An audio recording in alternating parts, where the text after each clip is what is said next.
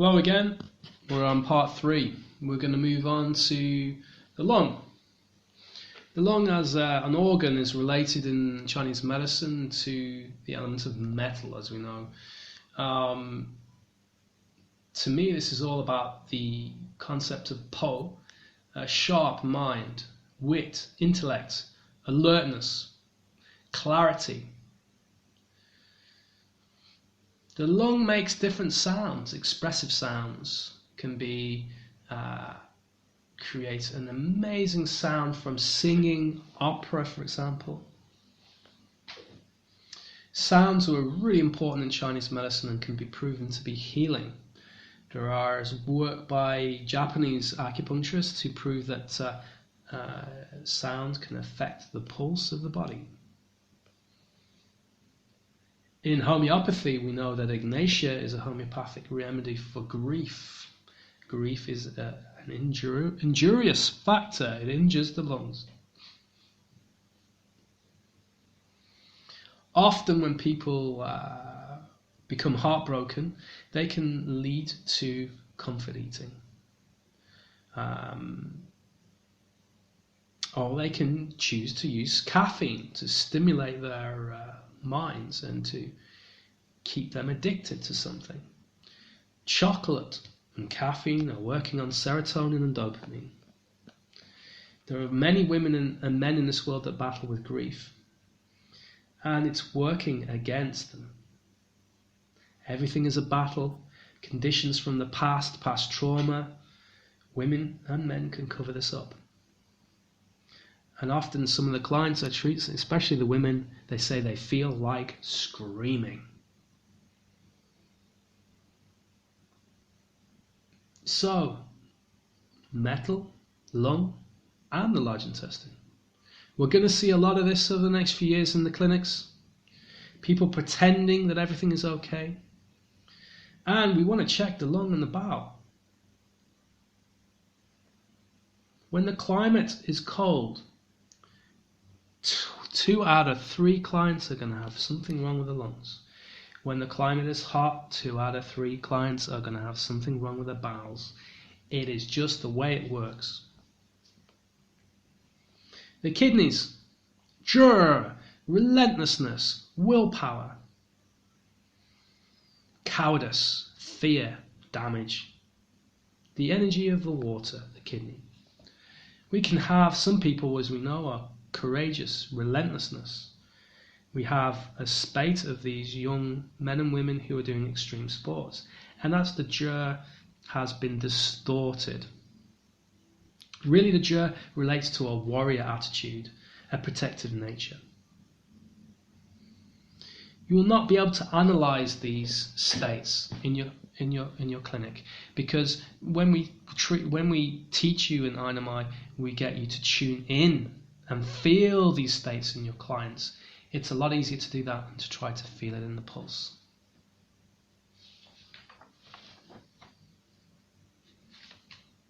You need to have a strong level of emotional intelligence.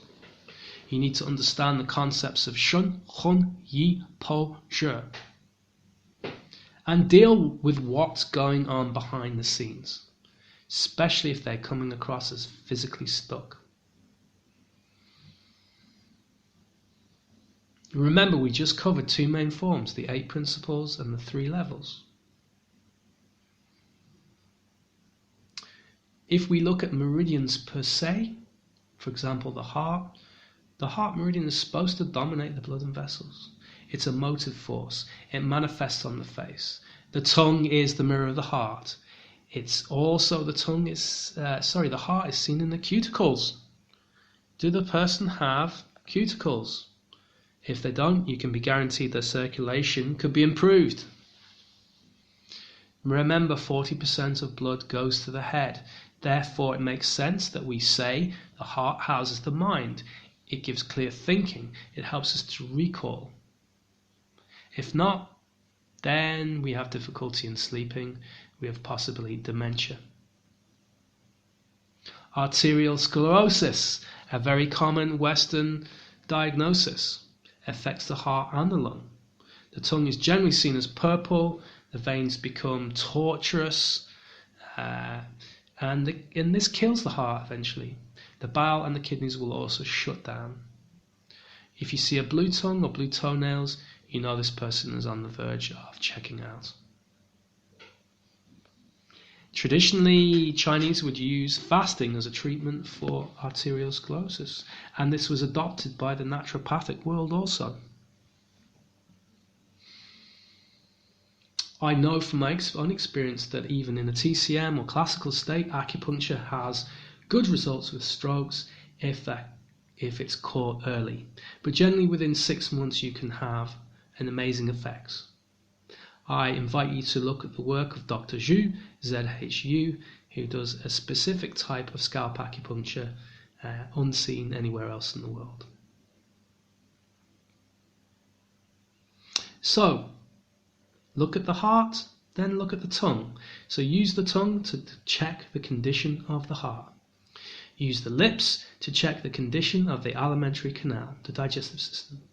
Use the cuticles to detect the state of the circulation in general.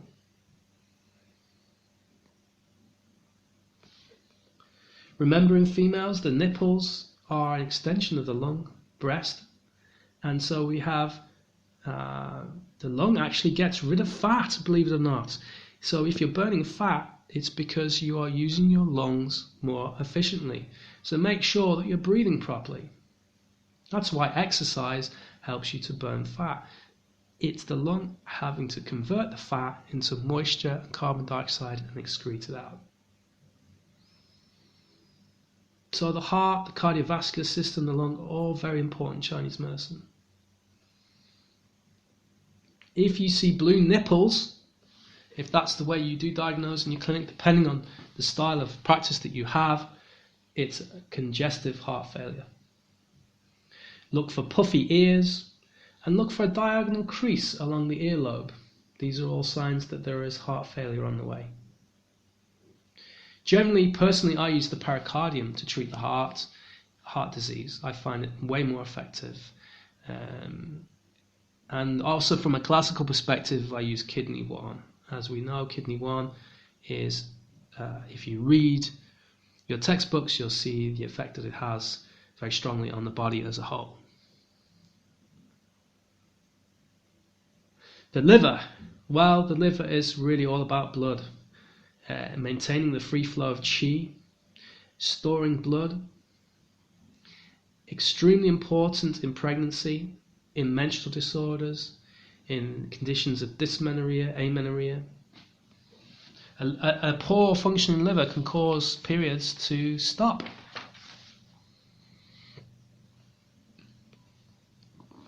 Some women with amenorrhea may be an indication that they are going into an early menopause. And we have a plethora of women out there now who are on HRT, and that's affecting the body's ability to produce its own hormones, which is never a good thing because ultimately it can lead to heart disease.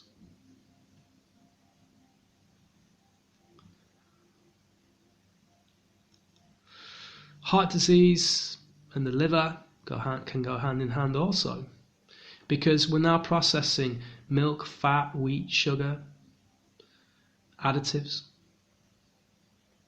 These things can affect the smooth flow of qi, can affect the liver, can cause emotions to unwind themselves.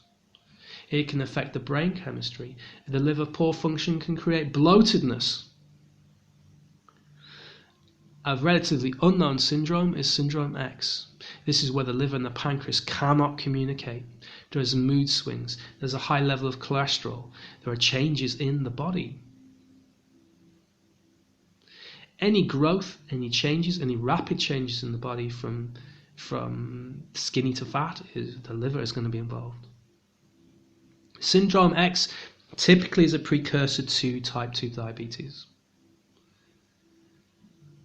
We have to remember also liver is involved in the controlling of tendons and joints. Convulsions and high fever, such as tetanus, are a classic example of a dysfunction of the liver. Liver makes enzymes to repair the joints and tendons and connective tissues. Repetitive strain injury is a classic liver dysfunction. Scar tissue in the arteries is a classic liver dysfunction. Older people tend to recover well if they obviously have a stronger constitution. Look for the nails. If you see lines or ridges on the nails, this is a sign that the liver is poorly functioning, possibly not storing the blood correctly. The liver makes sure the blood gets transported. The liver makes sure the eyes manifest brightness. Blurring vision can be associated with the liver. These are all very common in TCM.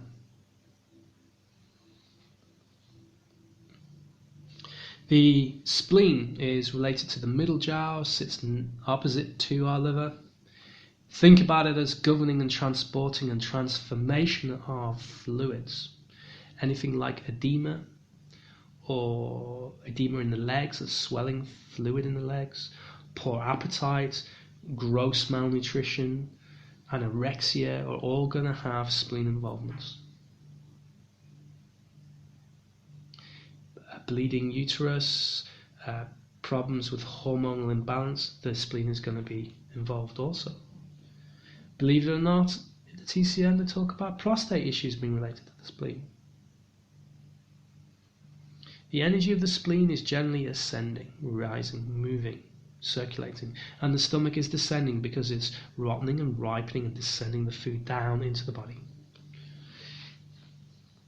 Anytime you get a prolapse in the body, something is not working, the spleen is going to be involved.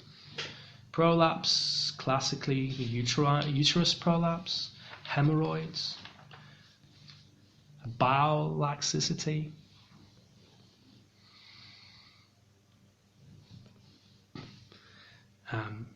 varicose veins. Varicose veins are a classic issue when it comes to the spleen.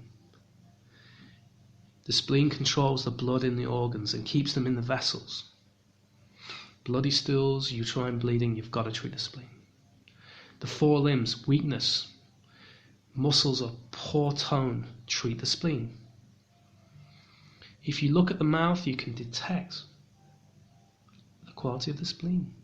Is it dry? Is it moist? Is it full? Is it pale and deficient?